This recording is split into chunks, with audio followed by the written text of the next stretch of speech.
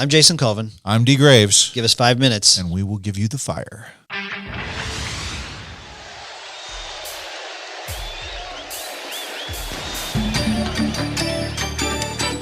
Hello, everybody, and welcome back to the Surely You Can't Be Serious podcast, special edition, 5 Minutes of Fire. We are here talking about the lyrics of We Didn't Start the Fire by Billy Joel. We're covering only 5 minutes at a time, which is about the length of the song, so it works out kind of nicely. So please join us as we dive into some new lyrics today. All right, guys, so here are the topics that we're going to be covering today. Einstein. James Dean. Brooklyn's got a winning team. Einstein, James Dean, Brooklyn's got a winning team. Okay, I've heard of this guy named Einstein. I think he has a bagel company. Yeah. Einstein Bagels, exactly. All right, so let's talk about Albert Einstein. Born in 1879, he passed away in 1955. He was a German-born theoretical physicist. Moved to the United States in 1933, widely held to be the greatest and most influential scientist of all time. On top of that, it's kind of a given that he's like the smartest guy to ever live. He fell in love with physics as a boy when his father gifted him with a compass. Widely known that he struggled a bit in school in subjects like language, but he actually wrote his first scholarly paper at the age of 16 in physics. He clashed with his teachers. Some even thought that he had a learning disability. Get this, he started off as a teacher, but because he couldn't find work, he went back to college and got his PhD. He obtained his degree in 1905 and wrote 4 groundbreaking papers in that same year. They called it the Annus Mirabilis, like the year of miracles. His 4 papers, the subjects were number 1, the theory of photoelectric effect, number 2, the Brownian motion, number 3, the theory of special relativity, and number 4, mass energy equivalence. Don't ask me to explain any of that stuff.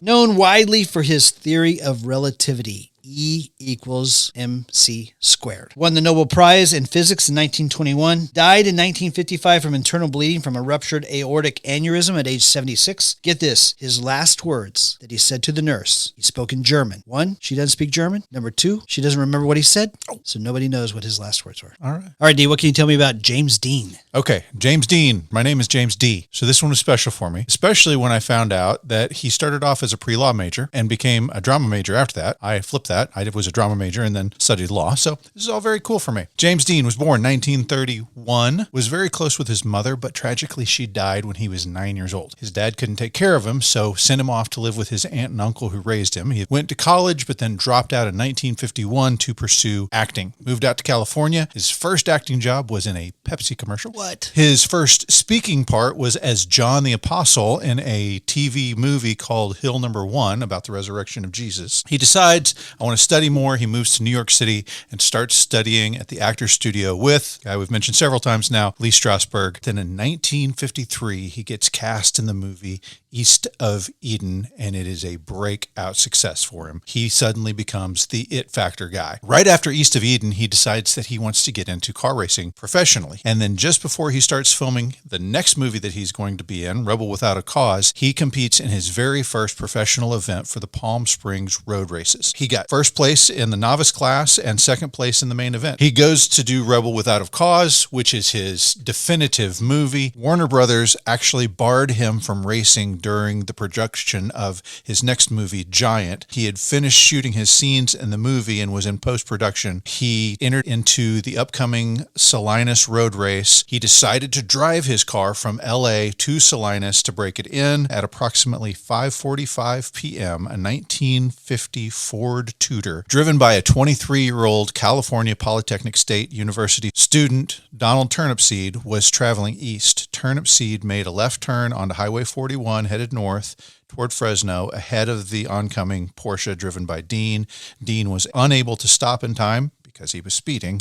He slammed into the passenger side of the Ford, resulting in Dean's car bouncing across the pavement onto the side of the highway and sustained numerous fatal injuries, including a broken neck. Dean was pronounced dead on arrival shortly after he arrived at the hospital at 6:20 p.m. He became the first actor to receive a posthumous Academy Award nomination for Best Actor for his role in East of Eden. He received a second nomination for his role in Giant the next year, making him the only actor to have had 2 posthumous acting nominations. Incredible. All right, Jason, tell me about Brooklyn's got a winning team. All right, so we're talking about the Brooklyn Dodgers. They were founded in 1883 as the Brooklyn Grays, based on their uniform. Became the Brooklyn Trolley Dodgers in 1911, and finally the Brooklyn Dodgers in 1913. They moved to Ebbets Field in 1912. During this time, you had the New York Yankees, the New York Giants, and the Brooklyn Dodgers all playing baseball in the New York area. They broke the color barrier in 1947 through the efforts of Branch Rickey with Jackie Robinson. They won the NL pennant in 1941, 1947, 1949,